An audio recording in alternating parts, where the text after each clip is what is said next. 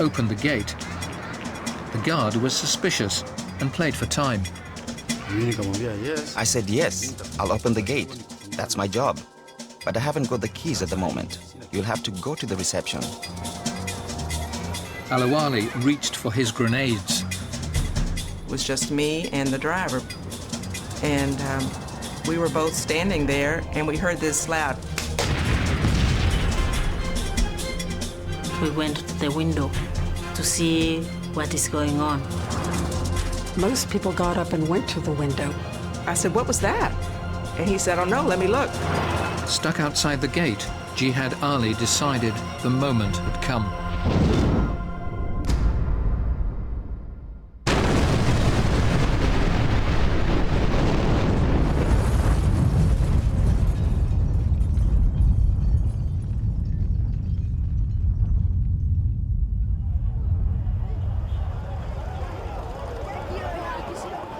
There was a very huge blast, and the building, Cooperative House, was like pulled up, shaken around, and pressed down.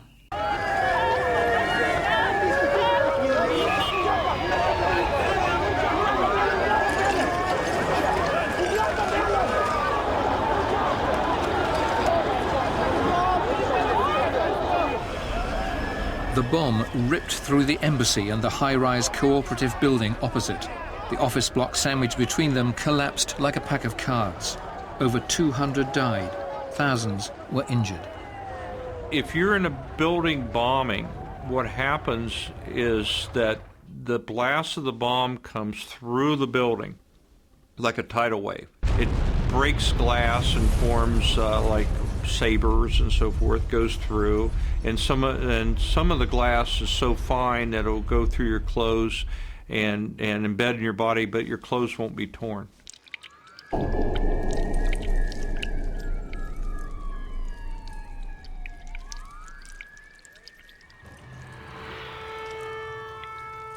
I lost my consciousness. I didn't think anything. I raised up. I started to run around to find a way out, to find what is wrong. Was thrown across the room, knocked out just momentarily. Seconds later, one of my American colleagues came rushing in and saying, "Ambassador, we have to get out of here." And we walked down 21 flights of stairs with hundreds and hundreds of silent, bleeding Kenyans who were utterly calm. It creates an instant darkness in the building, and the dust level is so high you can't breathe, and you're disoriented, you're injured, so you reach out in the darkness and you touch the walls, and you try to feel your way along the walls. So you will find bloody handprints on the walls of bomb buildings for that reason. I was just trying to see how I can leave the building alive. And the one who really finished us most is the one who said, "There is fire." Somebody shouted, "Hurry up, there's fire." And again, the human mind is an amazing thing. I remember seeing the smoke and thinking, well, at least I'm not going to burn to death. I'll die of asphyxiation. You know there is fire. It is catching me. Am I in fire? Will I ever reach down? I mean, am I dead? Am I dying? It was not until I got out of that building that I saw what had happened to the embassy.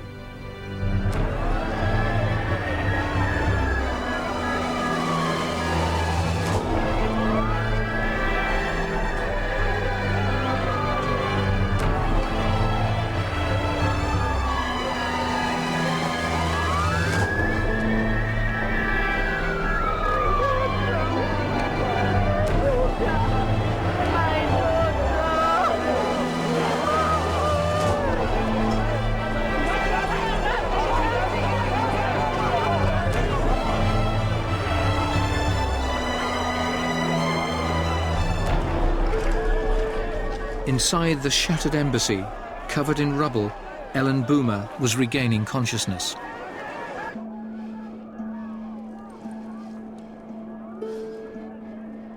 I was laying like this on my back, and I tried to get up, and I couldn't get up. And then I thought, it was a bomb. It was a bomb. And then I thought, do I hurt anywhere? Am I hurt? Is anything hurt? And I thought, no, I don't feel any pain anywhere. Nothing's hurt. And then my next thought was, well, I can't see. And I thought, well, that's just momentary. That's going to pass.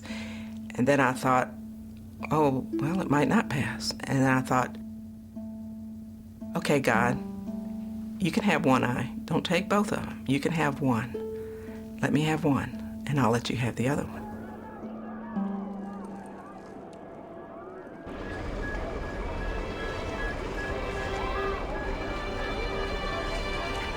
Ten minutes after the explosion in Nairobi, horror was piled upon horror.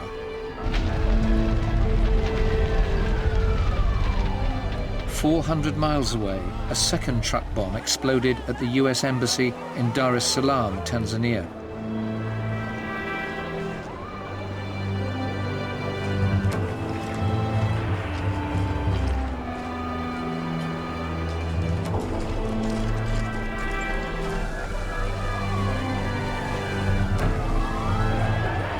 "12 people died, nearly 100 wounded."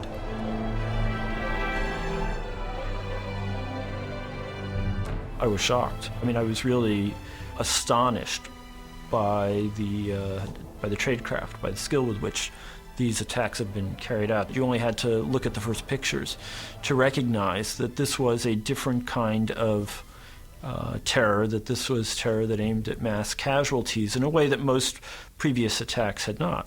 I was struck by the devastation of the bombing, and that immediately told me, when I saw that, of the capabilities of this organization. We were not dealing with isolated small groups of potential extremists. We were dealing with an organizational structure that had planned, thought it out, put all the mechanics in place, and successfully carried it out. News of the twin attacks soon reached the man who'd interviewed Osama bin Laden only 10 weeks before. I was on a fishing boat 70 miles off the coast of Montauk Point in New York, in the middle of the ocean, and my cell phone rang, and it was the news desk at ABC. They said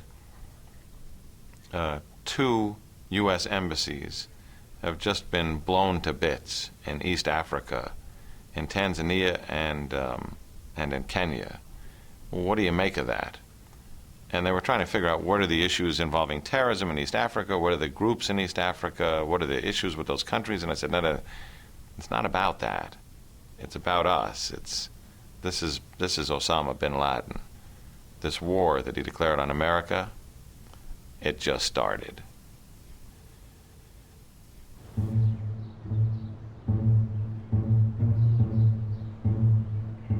Steve Gordon was an FBI agent with zero experience of terrorism.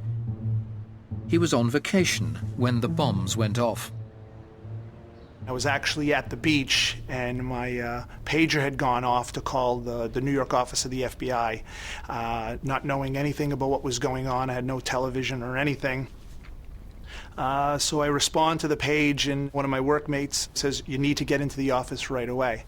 What are you wearing? I've got my bathing suit and a tank top, probably, is all I had on, and some flip-flops.